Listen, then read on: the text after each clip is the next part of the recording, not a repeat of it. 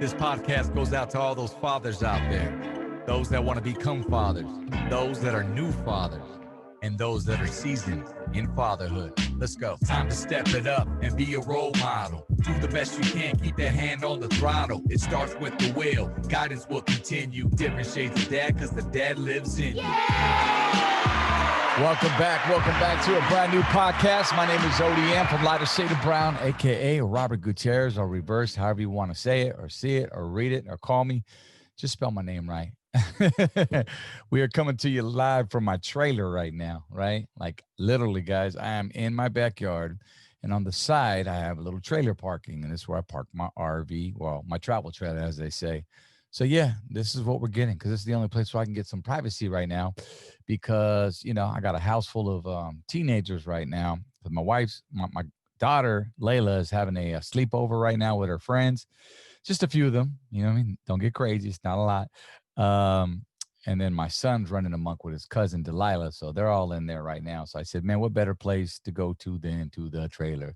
And the garage is way too cold right now.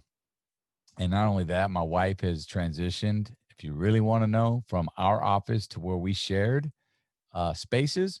She moved her crafting stuff out to the garage. So that's all discombobulated right now. So right now, this is what you get if you're watching. And this is my background, these old school brown blinds back here. But one time for the brown blinds. All right, so let's get into it. Great show as always. I want to introduce to you a homie of mine. We go way back. I mean, this was even before I was married. And yeah, I met this brother at, I want to say he was heavily involved and still is in the community. And I believe he was doing a fundraiser for some of the kids, some of the youth, and I'm all about the youth, as you know, and I love to come in, I love coming out to events and showing support. And, I think it was for a b-ball tournament. It was called Hoops for Homeless. Anyways, he's from Fontana, California. He's a dad, father of 3. Let's bring him in right now. And of course, a hubby to a beautiful wife. Kareem Gongora, ladies and gentlemen. Salud. Hey, man. Sideways again. I am? Yeah, let's play with your phone. Pause. Órale. Play with your phone. There it is. There hey. Technology, man. What could you do? Yeah, speaking of technology, man, what people don't know is that off air right now, like before we got this whole thing set up, it took me like an hour to try to set up, because your camera it's like putting me to shame right now, bro. If you stay ready, you don't have to get ready, bro. Nah, bro. I'm in my trailer. I mean, you're in the home. Like right there, you got me beat. So I got to invest in some new cameras. I got these cameras here because I want to go live, on YouTube, and they get a little bit pricey. And you know what I'm saying? We're in a pandemic, and I shouldn't have to explain everything to you right now. Yeah. All good, bro. You look good, man. Thank you, boss. So I was explaining to the family right here, the audience, how you and we met years back, and I was explaining that you worked for city of Fontana. Obviously, you have so many, which we'll get into, so many titles underneath your name. Yeah. I mean, I've seen you grown through the years. But when we first met, let's go back to really quick. When we met, you were doing Hoops for Homeless. Remember that? Yeah. So that's funny you bring that up, man. I think that was in 2011. And actually, I worked for an organization called Think Together, and I did after school programs. And one of the things that I was looking to do to inspire children and the youth is to activate them and get them involved in service. And so the team at the time had this really good idea to say, wait, how about we put them into a service project, but also get like local people that they would appeal to them to activate them to do service as well. And so we decided to do Hoops for Homeless, which was a basketball game where we invited local, influencers to be engaged. This is before like being an influencer was really a thing. Right. And we had like audio push. We invited you, 99.1 to come be involved. And we also had Frankie J arrive at one of the games. And the whole idea was that to get in, you had to bring school supplies. And so That's right. the idea was to highlight homelessness in youth throughout San Bernardino County. And so we were able to do 2 games. We partnered with the homeless education program at the San Bernardino County Superintendent's Office, Right. and we're able to get some supplies and backpacks together to give to youth that are homeless and don't have the resources, right? And that was how we met, and then our friendship kind of just took off from there. Before you knew it, I was your best man in your wedding. Yeah, yeah. So awesome, man. And let's go back to, I always start off with your upbringing. And I always curious to know, because that kind of, leads to what kind of, father role you're going to be later on in Yeah. life. Obviously, it starts at home, that they say. So your hmm parents, where were they from? So both of my parents are from Belize, Central America. It's a third world country, right below Mexico, right next to Guatemala and Salvador.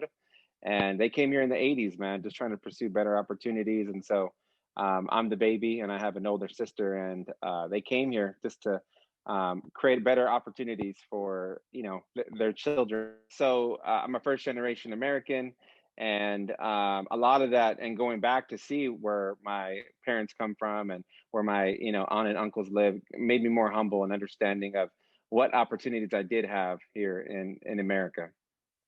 What was it like once you were born, your sister, do you remember like how far back do you remember growing up? Like what was it like in your household? It was just the four of you, right? Yeah, it's funny. I had this conversation with my mom the other day. She came down to hang out, and I remember up to 4 years old. And what I remember vividly was this big yellow Oldsmobile that we had that my dad just really was proud of. It was like that was our, you think about American dream stuff, like that was a big deal because it exemplified, like, I'm making my way.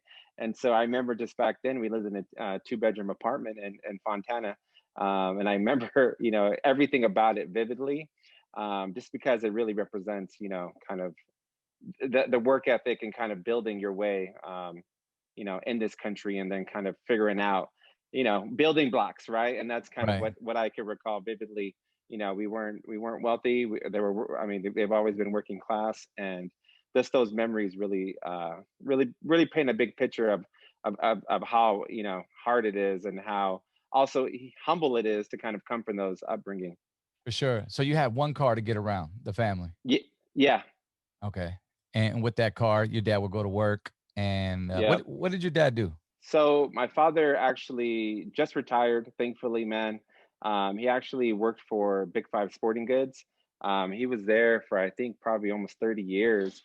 And he worked his way up, man. He worked his way up as somebody who was a warehouse, and then ended up becoming a supervisor. Yeah. And thankfully, his career progressed over time, and he just got better at what he did. Uh. And it worked out. And then we were able to get out of there and kind of, grow our family. So you had all the baseball gloves, and you had all the bats for free. Pops was sliding them out the back door.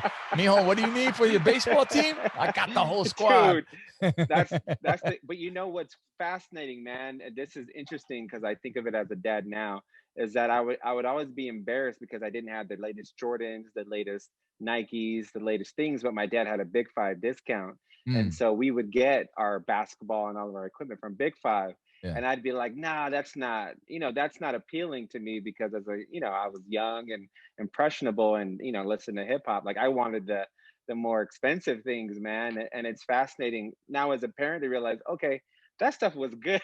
Right. I wish I Right. still had that discount, because I mean, our kids are in sports. It's expensive, man. It's not Absolutely. cheap. And I value more of their sacrifice then than ever, because of how crazy it is. And now I know it's not easy to raise kids, and play sports. You, m- you you know? yeah, no, I heard that for sure, man. Especially Elijah being in T-ball right now, 4 years old, and well, not now, Yeah. but before this whole COVID thing took place, I was like, okay, cool, all right, But then it just gets more expensive as they get up, because Yeah. there's just so many, not keeping up with the Joneses. But I mean, there's the bag, there's the baseballs, there's the bats, there's the tee. He's in Yeah. T-ball, so the net that you hit, and like all these things, Yeah. come into to play when you're teaching them how to play the sport. And then there's basketball. And then you got to get them a Yeah. hoop, and then it's like, that's Yeah. crazy. um Hey, you mentioned you were listening to hip hop at that time. What did your dad Yeah. frown on that, or your mom? Did they ask like, "What is this? Like, Um, kiss us?" so the funniest thing is that one of the first tapes, and I don't mean to say this because you're one of my best friends, but we had the lighter shade of brown tape with on a Sunday afternoon, and on the reverse side was La Cucaracha. So it was funny because they would allow us to That's listen to La right. Cucaracha. And but it was interesting growing up because I think naturally as children you want to rebel against your parents or maybe just like have your own individualism. So Right. what I always rejected was my culture, man, and our my parents would always play our cultural music from Belize, which is salsa, merengue, punta, and this other music called garifuna, which is more upbeat and Ooh, fun, and you also got to soca. introduce me to this music, bro. Like, I've never heard of Yeah, this outside it's of fine. salsa and merengue. Yeah, it's dope, man, and I value it more as an adult because I'm like, man, this is really powerful. What is representative of my culture, but I was just like really more appealed to hip hop and rap and R&B, and a lot of it's because I had an older sister who was always so into that and influenced too. So Right. we were always like, buying those tapes and trying our best to kind of keep up with that culture because it was what was appealing. We went to public school, and so all of our friends were kind of into that culture. And I Right. played basketball, so it was completely hip hop impressionable culture there too. Was your I know your dad. You mentioned he worked at Big Five, so he would go and come home in the same night, or he wasn't on the road, is what I'm saying, working, so he was there Yeah. for you. And did you mention your mom worked? Yeah, mom worked full time just as well. They both actually worked in warehouses and were able to build a really good career out of that. And yeah, so mom and dad were working equally as much, man, if not So who was more than the watching the other. kids? Who were watching you and your sister? So we'd be in school, and then we'd come home. My sister's 4 years older than me, so sometimes she would have to fill in. Right. We had family friends that sometimes would fill in. But as we got older, we kind of just watched ourselves, and my parents would just coordinate to figure out, how I would get to school, how my sister would get to school, and then how we would ensure that we had somewhere safe to go after school. All right. They always made sure though that you had a safe place to go to, right? And Yep. Yeah. stay with you. I mean, obviously they're just not gonna let you go with anybody, especially Yeah. nowadays. It's Yeah. so crazy like that. Yeah, man. I think this now as a parent. I mean, thankfully I have a wonderful partner, Christina, who fills that void, right, and ensures that, and is able to be with our kids full time. But I just don't know how you do it. I don't know how two parents handle it and take care of their children in today's landscape. And so Yeah. I'm just very fortunate, man. I can't, say that enough. When you were growing up, did you have chores? Like, what were your chores, and who were they placed by your mom or your dad? It was mostly my mom, and the chores were endless, man. It was trash. It was clean your room. It was clean the restrooms. Every Saturday, we had that one song that my mom would play loud in the house, and it was we knew that morning, and it was right after Saturday cartoons, man. We knew it was time to get to cleaning and handling, but a lot of that, man, is my parents just really pushed us to be responsible and mindful of the home, right? Everyone needs to contribute, and then Yeah. also to ensure that we did our schoolwork. That's what's up. So they were on you just like that, white on rice. Ruben, my primo, I had him on a couple podcasts back, and he said the same thing. He Yeah, said, "Man, as soon as I heard that Mexican music on a Saturday, my mom was either cooking or she was cleaning, and it was that yeah, time. It was just man. that cue. I was like, man, that's crazy. That's a awesome memory to remember about your parents. Um, what Yeah, did they? it's valuable, man. I think it's like very important to impression those type of skill sets and responsibility on them, just Yeah, so they build that idea that everybody has to contribute, everybody has to have a meaningful contribution to the home, right. and it creates that sense of belonging, and it's also just ensuring that when they grow up, they just don't carry those bad habits. That's awesome, bro. Because I've Yeah, seen other families like that, where they have a structure in the household. Like it is what it is. This is what you do on yeah, Saturdays. During the week, you go to school, you come home, you clean, you make sure your room's clean, your homework's done. Then boom, on the weekends, we're cleaning, and you're not gonna go nowhere yeah, until it's done. And it's usually done by noon, right, or something. yeah. Um, Yeah, yeah, it's it wasn't funny. the I case. call that, like with my kids, I call those the fundamentals. Like if you just need to handle the basics, man. If you're able to get the basics, then you can focus on the socialization, on the extracurricular activities. But if you can't handle the fundamentals, it's like that's a problem where we just have to figure out how do we get it done. And it's more collaborative than as opposed to like just trying to like discipline the discipline. I think there has to be some method of like responsibility and self-responsibility to ensure everyone's working together, man. Because one thing I learned, like as a parent, is that you need everybody on the same page to raise Right. these kids, right? You need grandma, you need You need it's a auntie, village, bro. yeah, Yeah. for real. And it's coaches and it's your peers, it's your best friends, right? Coming in and not, deflecting from what you're trying to impart. And so that's kind of where I think it's kind of wholesome in that regard. What's one of like one anything you ever get in trouble when you were a kid? I mean, I'm sure all kids did, but what's one memory that you have that just like sticks with you to this day, and it's so bad that maybe you won't even tell your own children about it? Man, what's funny is that you wouldn't imagine, and I know we've been friends for a long time, but I'm very outspoken and very opinionated. And Yeah. so growing up, that kind of got me in trouble, man, in grade school. And so, and in high school, I didn't get suspended, but I got reprimanded because I had called a teacher something. It was nothing derogative. It Yeah. was just like more said in crass, and the teacher didn't like it, so she reported it, and I got in trouble by the basketball team. I was a varsity player, and they removed me from the basketball team. My mom gave me a good smack, and Based off it that one was comment, they kicked you off the team? yeah, because it was about character, and that's one thing I really valued about my high school experience and the coaches that I had, Right. John Romanoli and Richard Roper, is that they were really impressionable about these five pillars, and Okay. they were like, "Man, if you're not representing us in the light that we should be represented, like it was about professionalism." And I was just being a payaso, man. I was a class clown. Like even to this day, I still have some of those traits. But in that moment, man, I think I was a sophomore. I was actually a sophomore. Right. And it taught me a good lesson, man. It taught me a lot about character and how you represent. And my mom would always say, if you do it if you do it at home, then you do it at school. And so she was very impressionable about home life being more controlled about how we behaved, because she didn't want us misrepresenting our family out in the world. It was always like when we go out to see friends, it was like, don't run around their house, don't Right. break things, don't take what's not Right. yours, Because or that's a ask. reflection of your mom and dad. Like, well, what kind of Correct. kids are we like raising here? Or are you raising here? Your neighbors looking at your mom and dad, and that's what you don't Yeah. want. I get it. Yeah, and Get that's it. kind of what I take with me as a value system with my own kids now. It's like, when Preston, Raven, and Janae are at your house, they're not going to be running around breaking things or Right. making messes and not picking up, right? And it's like, you represent us, and that's kind of the ideology we use a lot. Um, so you went junior high, high school, and then you graduated from Fontana or Faux High? Oh, come on, man. Oh my God, you break my heart, Fredo. Was it the So rival? I went to, yeah, man, that's my biggest rival. I went to AB Miller High School in AB Fontana. Miller. Okay, one time Yeah. for the AB Miller shine. Boy, I know, my man. bad, Oh homie. man, I didn't know you it's all back then, so good. I didn't know. Yeah, man. That's like late. That's like Dodgers versus Angels, bro. It's pretty competitive. Okay, so there's where you met your wet wife, Christina, right?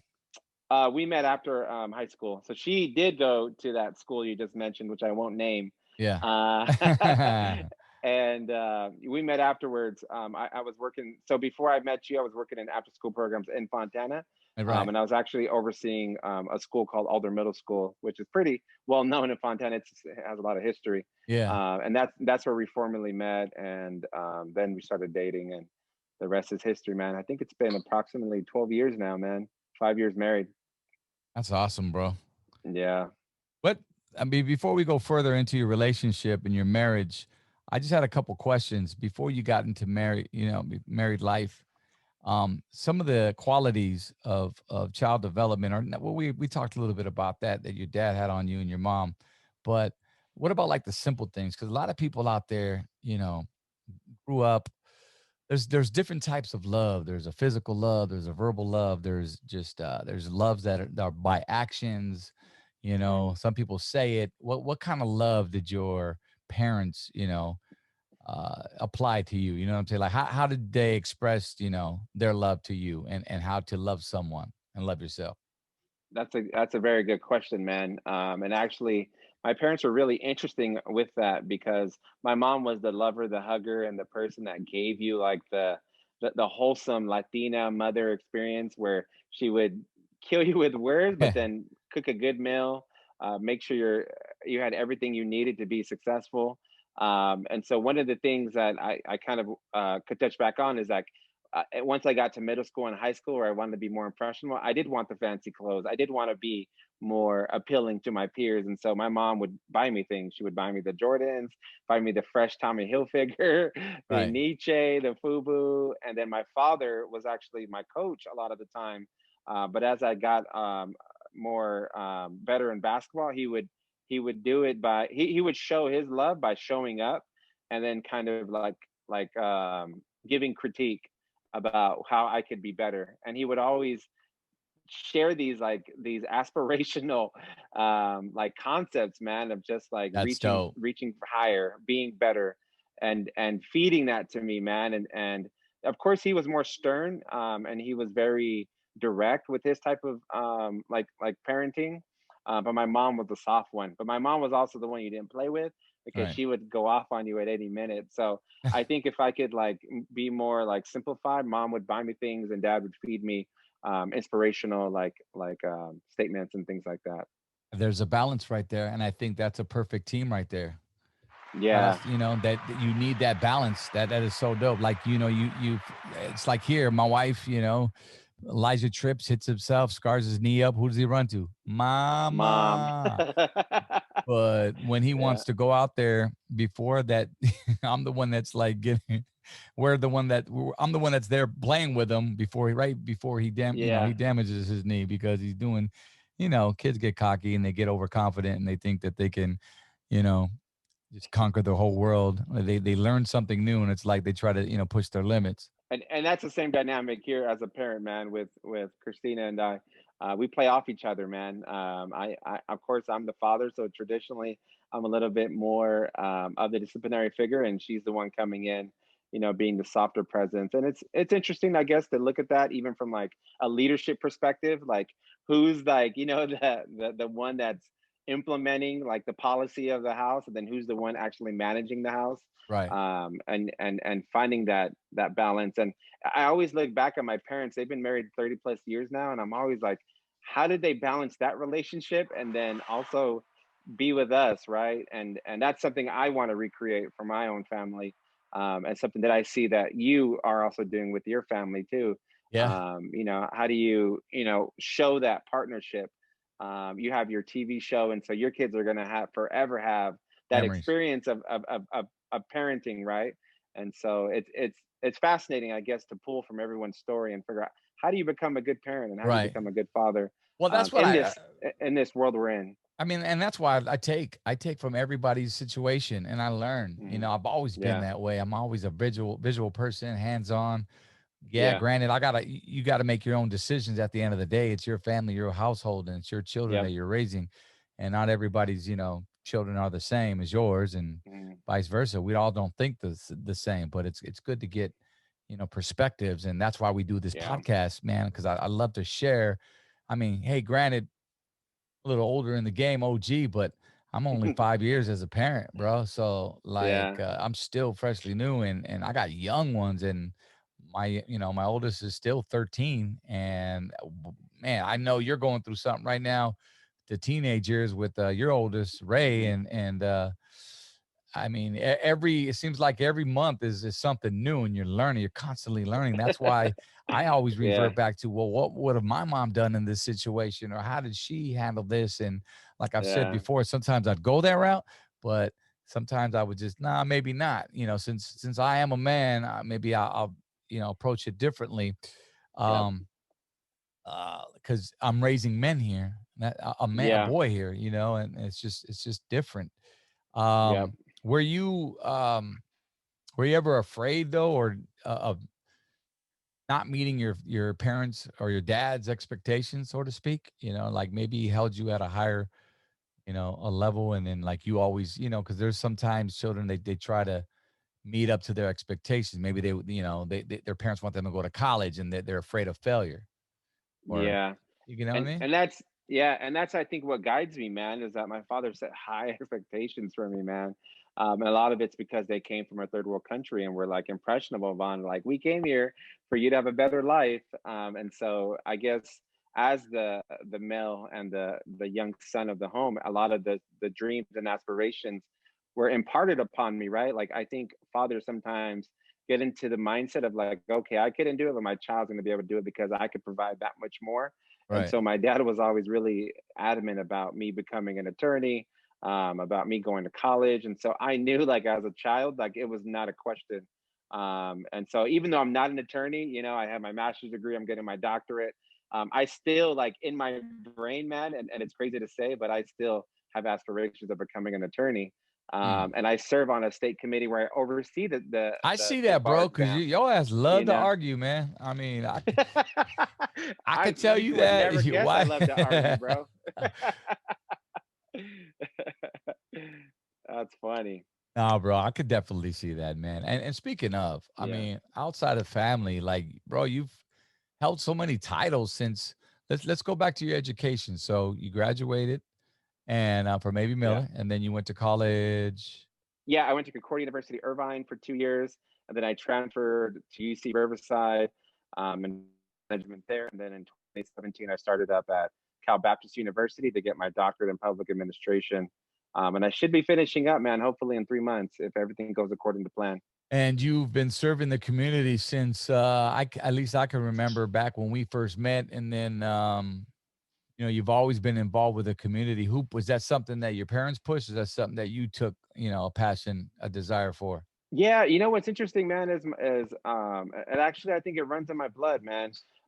During my childhood, I saw them help others, and so it really became more valuable to me as I became an adult to like help people, and also just give them a little bit of I don't know, man, like just to give back. And so I had a mentor when I was graduated when I went to Concordia University, Irvine.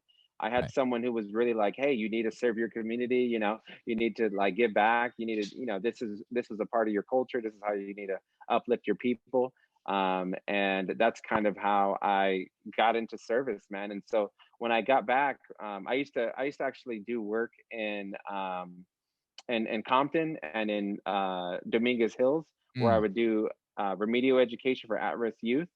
mm, And that kind of inspired me to get into after school work when I moved back into town and went to UC Riverside. And right. then I have a career of just serving, man. I've been on a planning commission.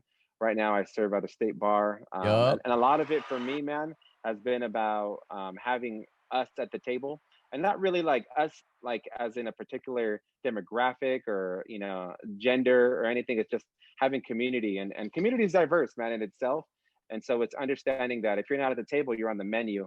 And so a lot of the things that we've lost or not have had access to is partly because we just haven't been at the table to advocate for our needs. And so that's something I'm really passionate about. And that's kind of why I got involved in education. I got my degrees, and why I work in public service.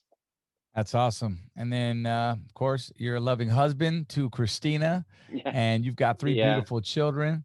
Janae Marie, of Yep. course, your youngest. You got Preston, and then you got Ray. And Yep. what are their ages? Let the audience know.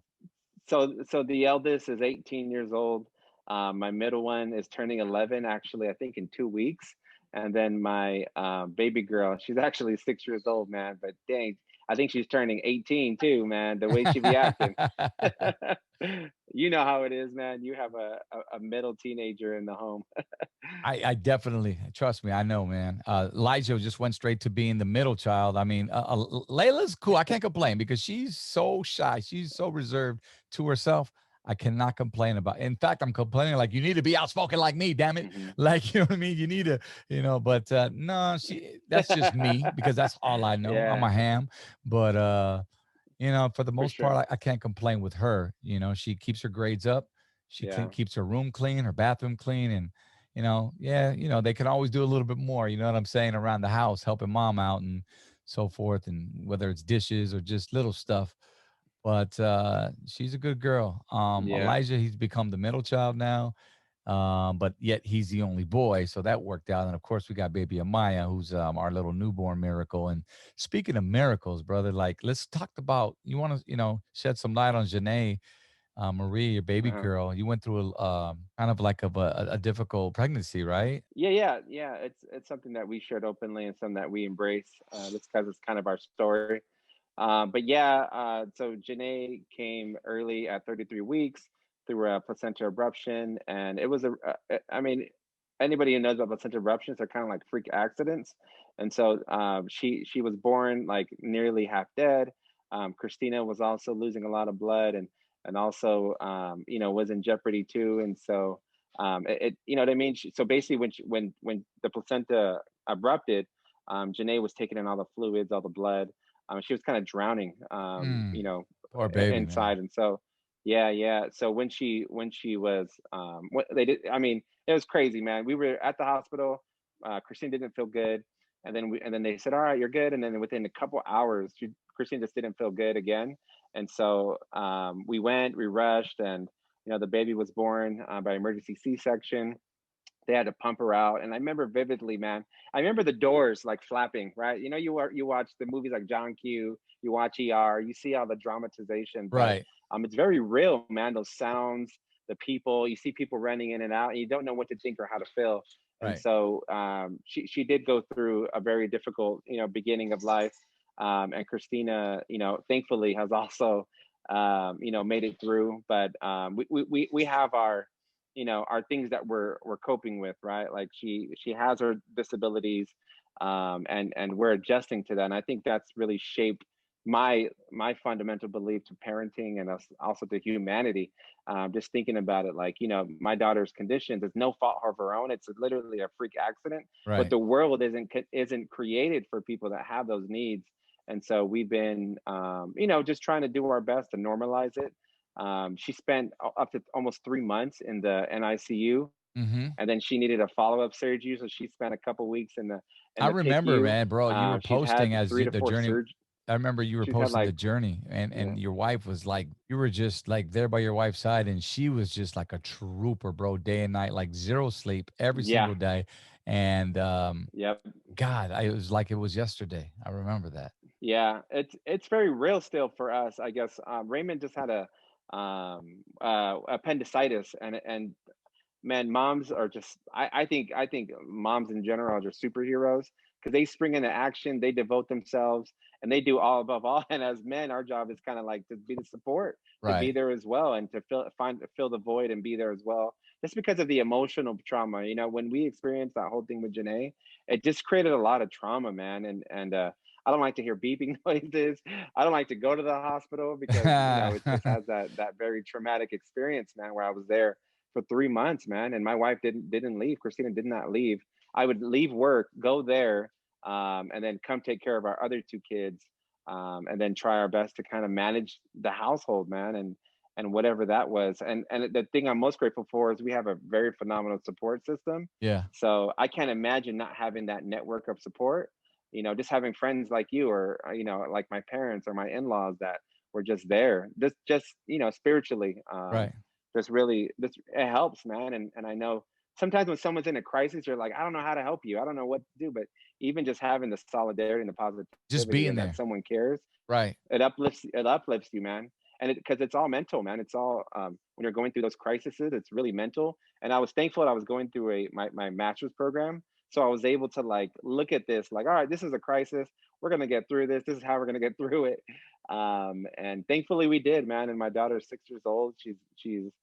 She's turning 18, I feel like, very soon. She's so bossy, Yeah. but she brings a lot of joy, man. And Yes, I she think does. that's the positivity in all of it. Beautiful, beautiful little girl right there. And how are your sons with them, with her? Um, She controls them, bro. She owns them, dude. It's what? fascinating to think how a little 6-year-old could really have the power over her older siblings. But she's also the baby girl, so she Yeah. demands a lot and she controls a lot of the household. Yeah. But I mean, they love her, man. And I think what's most powerful about it is because she has disabilities. They have a different way of understanding their peers. The other day, one of my friends came over and he asked, "Hey, Janae, what's wrong with your leg?" And Janae was like, "Oh, that's my bad leg." But Preston, of course, intervened and was like, "Oh, he told the story kind of in a more simplistic way." Right. And I think it's just a little bit more, for me as a parent and as a father, it's like that's what we want: compassion, we want caring, and we want Yeah. thoughtfulness. Because it's like, she has feelings. You know what I mean? And she's gonna experience that in school of people just looking at her differently Do you because she talk just to has her like that? Like already what to expect, or are you having those conversations with her about the, not not yet. It hasn't bullying? hasn't it hasn't become an issue that we've encouraged, but Christina is very adamant about like giving her a lot more, how do I say it, man? But giving her a lot more confidence, right? Letting her know she's beautiful, that she's not, something Right. else Sure. or than Of who she course. is, right? And I think she's very intentional about that. And for me, I speak to my kids openly, man. I really try to feed them a lot of aspirational stuff. So I do that foundationally as is.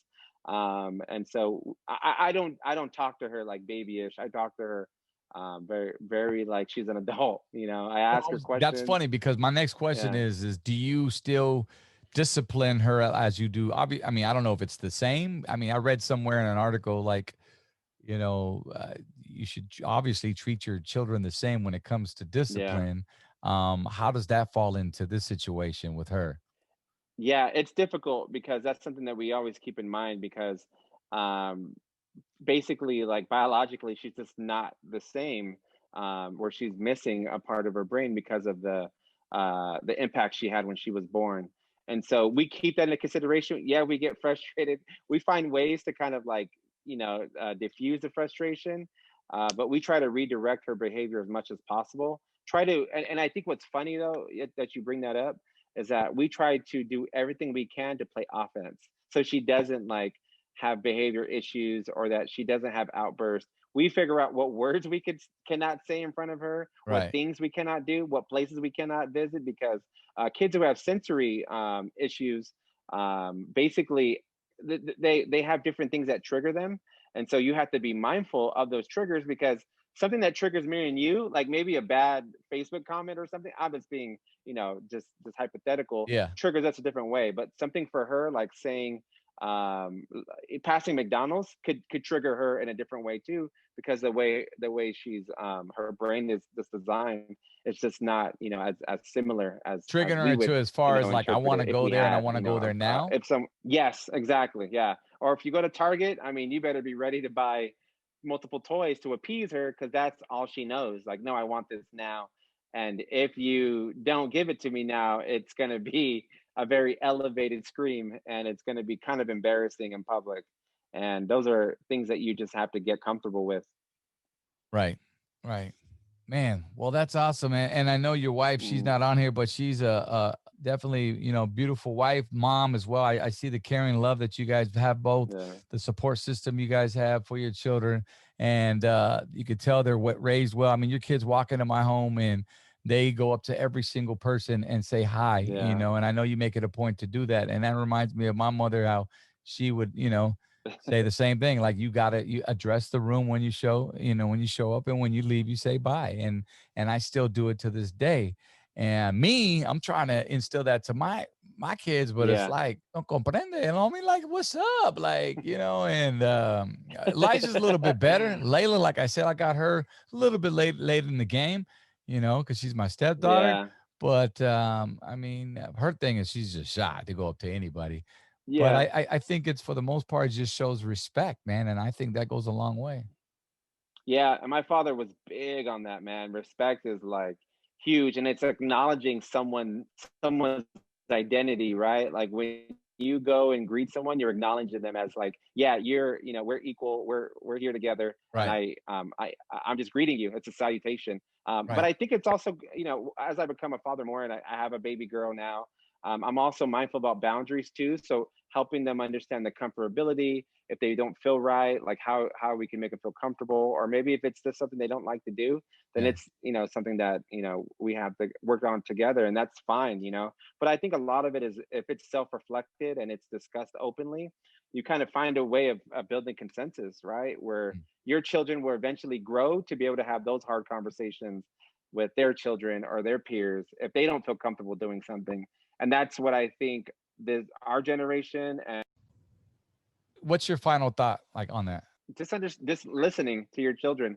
I think a lot of the times we impression and impart our ideologies on our children, and sometimes they're the greatest teachers, man. And if you just take a step back and just listen, it might be opportunity for you to learn something more as a parent.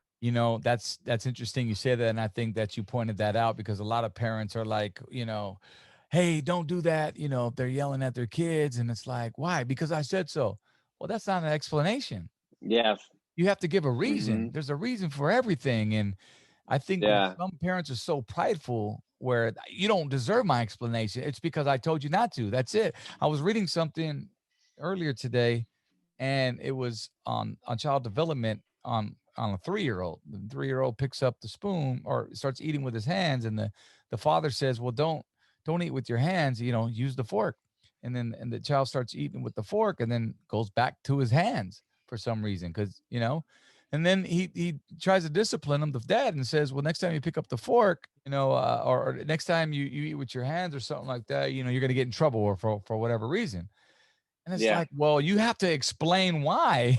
You know what I mean? Why are we using for? Or furthermore, I show them how to use a fork. And I think there's where Yeah. the boy is. They're missing right there that communication. Yeah, and you know what's fascinating, is that I think of this about leadership styles, right? I think about it about, like, if you go to your workplace and your leader just tells you, just do this because I tell you to do it, you're Yeah, less likely to do it, right?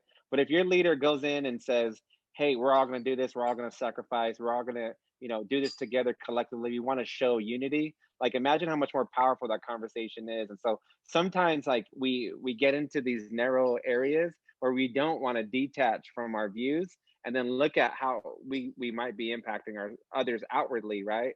And don't look at it intrinsically. And so there's that disconnect sometimes as parents that we do. Maybe we're tired, maybe we just had a long day, or irritated, or maybe we just haven't been approached on it. Like, maybe that wasn't the right way to go about it. And that's something that I think having a good partner really helps out with, because please believe, man, I get checked daily by my wife if I'm out of line or if something's not within line. I have someone there to operate as that, like, hey, like, that wasn't cool, or right. maybe you should do this. And that's another side of leadership, of just listening and being mindful.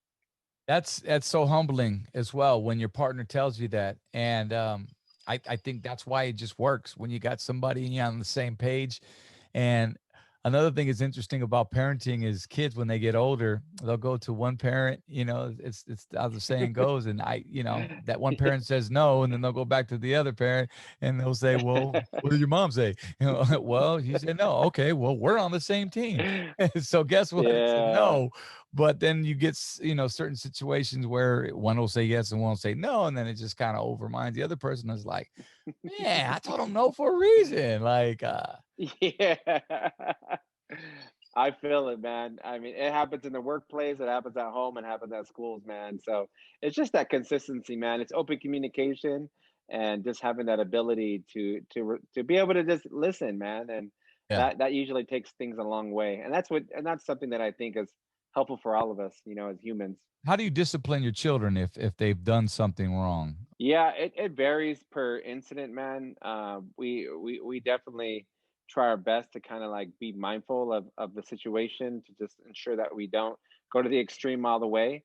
I remember vividly, man. I was actually on a coffee break at work, and I was telling one of my coworkers about an issue that I was having with my eldest, and I was like, man, I just have to keep disciplining him and talking to him, and I just he was, in school he wasn't performing well, in soccer he wasn't doing his best, and this guy was there for jury duty randomly in this coffee place, and he was like, hey man, like, I've raised 5 boys, I just want you to know, like, don't look at every single situation, because then it loses its value. Like, if you look at the big things and you guide them through the small things, you'll have a better relationship with your son. And I think that kind of transformed the way I view discipline, Yeah. and ensuring that not everything is an issue, man. Like, not these aren't. I mean, you're raising like human beings, not robots, and so you can't smack their hand every time they drop something. You have to just, remind them this is not how. It's all about the value system,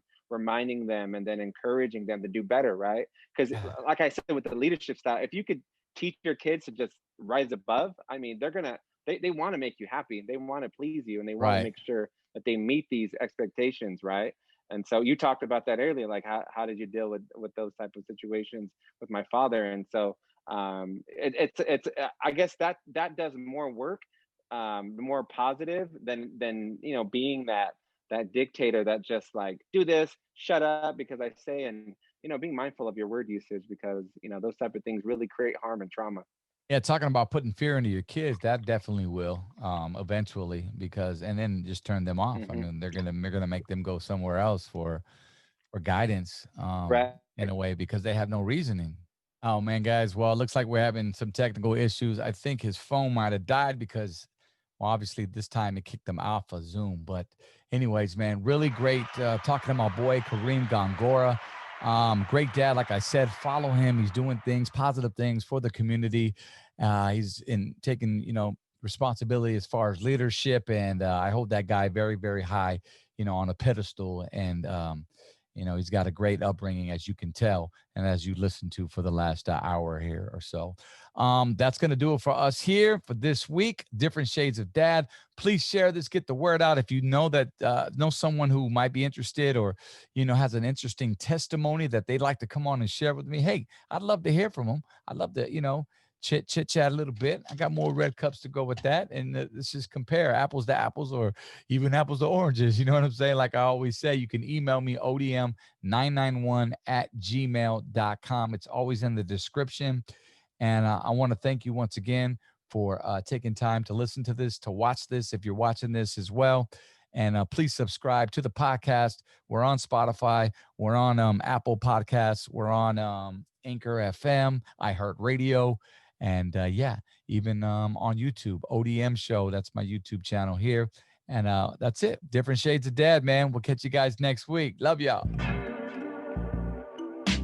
Time to step it up and be a role model. Do the best you can, keep that hand on the throttle. It starts with the will, guidance will continue. Different Shades of Dad, cause the dad lives in you.